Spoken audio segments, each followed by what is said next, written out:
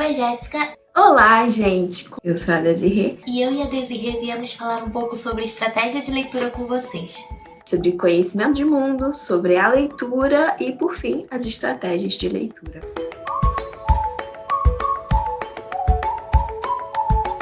No primeiro momento, eu quero deixar claro para vocês de que os nossos conhecimentos de mundo que colaboram na nossa leitura, que colaboram para a nossa interpretação, eles não são criados isoladamente, sabe?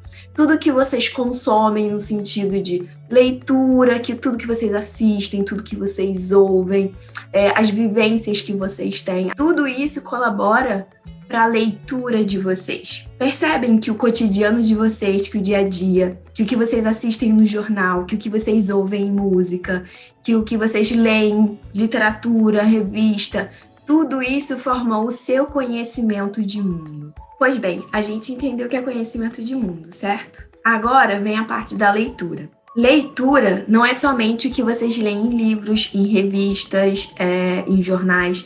Vocês fazem a leitura de alguém conversando com vocês, do tipo, vocês percebem como ela está se comportando, como é a fisionomia dessa pessoa enquanto está falando com você.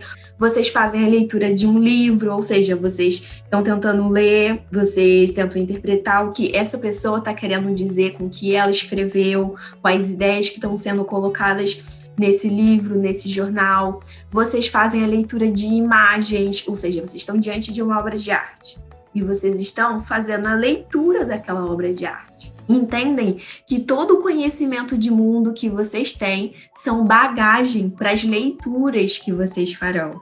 Logo, para as leituras que vocês farão de textos que estão no vestibular. Por isso que a gente sempre cai na mesma tecla, fica batendo na mesma tecla de que é importante que vocês leiam, que vocês ouçam música em língua estrangeira, que vocês leiam um jornal em língua estrangeira, porque tudo que vocês leem em outra língua, tudo que vocês ouvem, acaba servindo de bagagem para a interpretação de texto de vocês na hora da prova, entendem? A partir do momento que vocês se deparam com um texto de língua estrangeira numa prova, a gente pode pensar em 2 pontos também. A gente pode pensar nas referenciações desse texto e a gente pode pensar na orientação temporal dos textos. Que são 2 pontos interessantes para que vocês observem. Por quê? Quando a gente pensa nas referenciações de um texto, ao se deparar com um texto, a gente pensa nos exemplos que ele está tratando, a gente pensa nos conceitos que aquele texto está tratando e a gente pensa nas referenciações. Por exemplo, a gente se depara com um texto de música. A gente vai tentar entender qual o objetivo principal, qual o tema abordado. A gente vai tentar entender quais são os exemplos, que exemplificações aquele texto está tratando. E a gente vai tentar entender as referenciações. Ele está tratando de quê? Qual a problemática que ele está trabalhando? Quais são os pontos que ele está se referindo? E um texto, ele tem referência temporal. Ele pode ter acontecido no passado, ele pode estar transcorrendo no presente, ele pode te projetar para um futuro. Ou seja, se você está lendo uma reportagem de ontem, pode ser que o texto esteja realmente no passado se referindo a algo que aconteceu ontem. Ou a gente pode estar vendo uma propaganda na TV e ela está te projetando para o futuro, porque tem aquela intenção, né, de que você compre determinada coisa. Vai depender da intenção do texto, vai depender da orientação temporal. E vocês vão perceber através dos verbos, através da colocação mesmo textual, sabe? Não deixando de perceber o quê?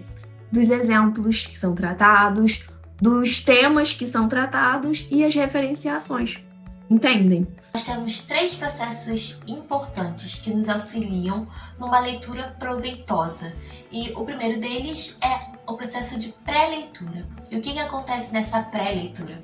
A gente faz uma leitura rápida e superficial do texto, sem muitos detalhes. E nessa leitura, a gente já identifica coisas como o gênero do texto, o autor e até mesmo o tema. E em cima dessas informações, a gente já consegue resgatar conhecimentos prévios que podem nos auxiliar na interpretação do texto. O segundo processo é a leitura em si. E temos que lembrar que o nosso objetivo é que a gente entenda, que a gente compreenda bem a ideia transmitida pelo texto. E se tratando de uma prova de vestibular, A gente tem como foco identificar no texto, encontrar no texto aquilo que a questão está pedindo. Então, para uma leitura mais organizada, é bom que a gente faça certas perguntas para o texto, como quem fez o quê, com que objetivo, quais foram as consequências dessa ação, qual a conclusão de tudo isso, até mesmo qual a ideia central do texto, o que está sendo discutido, por que está sendo discutido. Cada texto vai pedir uma pergunta específica, vamos colocar assim. O conteúdo do texto vai te dar as perguntas que você tem que fazer, mas é importante que a gente faça esse tipo de pergunta para organizar melhor a ideia contida no texto, para que a gente aproveite melhor o que ele está querendo transmitir. É importante que a gente lembre também, se tratando de uma prova de língua estrangeira, que a gente não tem que se prender a significado de palavras, mas sim no conteúdo, na ideia que essas palavras juntas estão transmitindo, no contexto. Às vezes vai acontecer de você estar no meio de uma leitura e aparecer uma palavra ou outra que você não vai entender, mas lembre-se que o contexto sempre ajuda, tanto do texto em si, né, como do trecho que você está lendo, do parágrafo que você está lendo.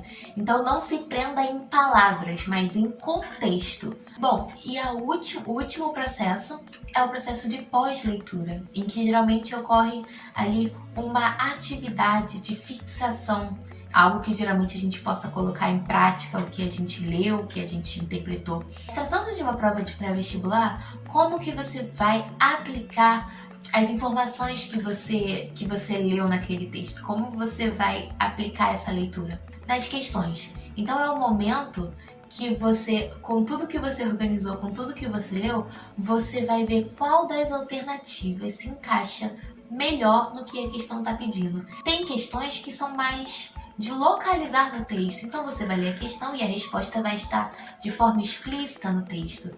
E tem questões que não, é uma coisa mais de interpretação, então vai ter uma questão que pode ser e outra que também pode. Então, de acordo com a leitura que você fez, com toda a organização que você fez das informações, com todas aquelas perguntas que você fez no texto, você vai ver qual alternativa se encaixa mais naquilo que a questão está pedindo. Por que a gente falou de conhecimento de mundo e depois a gente falou de leitura? E aí que a gente entrou nas estratégias de leitura. A gente fez isso para que vocês percebessem que todos os conhecimentos que vocês já levam, inclusive de outras matérias, do tipo geografia, história, das vivências de vocês, todos esses conteúdos aportam na hora da leitura de vocês, na hora da interpretação de vocês. E que essas estratégias de leitura são justamente estratégias para que vocês consigam filtrar, no momento da leitura, as informações que de fato são válidas para você. Que vocês não pensem que é só ter as estratégias puramente ditas e vocês vão conseguir simplesmente entender o texto. É ter as estratégias para saber lidar com os conhecimentos de mundo que vocês já têm. Bom, e como de costume aqui no PBS, a gente trouxe uma questão de vestibular, no caso do Enem de 2020, para a gente corrigir junto e aplicar um pouco tudo que a gente viu aqui. E essa questão tem como texto base a canção Pablo Pueblo, de Rubén Blades. Vocês vão ver a fonte desse texto, vocês vão ler a questão que está sendo trabalhada no vestibular e vocês vão ler o título dessa questão. Por quê? Porque a partir dessas primeiras informações, vocês já vão ter uma ideia, uma noção do que vai se tratar. É importante também que vocês percebam até a configuração do texto, sabe? A construção textual. Geralmente, se os versos são curtos, a gente pode estar falando de uma música ou de uma poesia, mas se já for um texto já dividido em parágrafos, provavelmente é uma notícia de jornal, uma notícia de revista.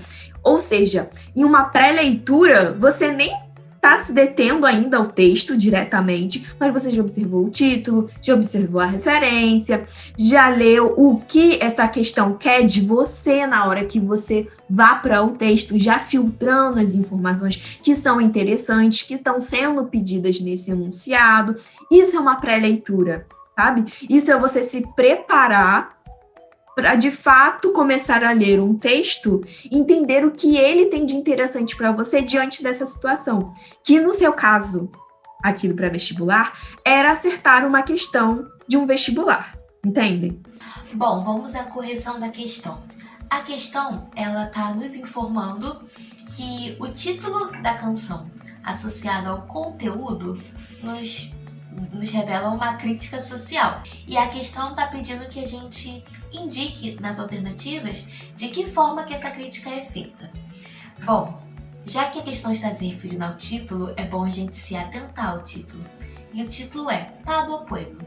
E é interessante que há uma contraposição aí, a gente pode dizer, de Pablo, que é um nome, né, que é um nome próprio para se referir a um indivíduo, e Pueblo, que se refere a um conjunto de pessoas. Então é como se tivesse aí uma contraposição do eu com nós, né, de um indivíduo e uma sociedade, de um indivíduo e um povo, né? Mas o que isso tem a ver com o texto?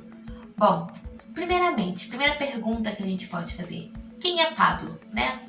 Pablo, o texto relata que é um homem que está voltando de um dia de trabalho, cansado, em silêncio, dá a ideia de algo desanimado, né?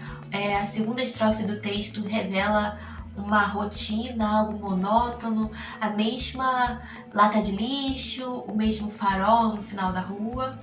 E os últimos 2 versos da música nos revela que Pablo está decepcionado, né? Mais acima, na mesma estrofe, a gente vê que ele se decepciona ao olhar papeletas, né?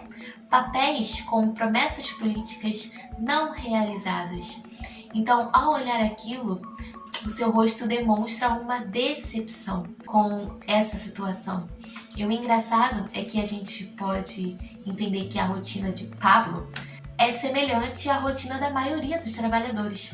Voltando para o nome, Pablo, Pueblo, entendendo esse contraponto entre o indivíduo e a sociedade, a gente pode entender que Pablo é um indivíduo, mas que está representando todo um pueblo, né?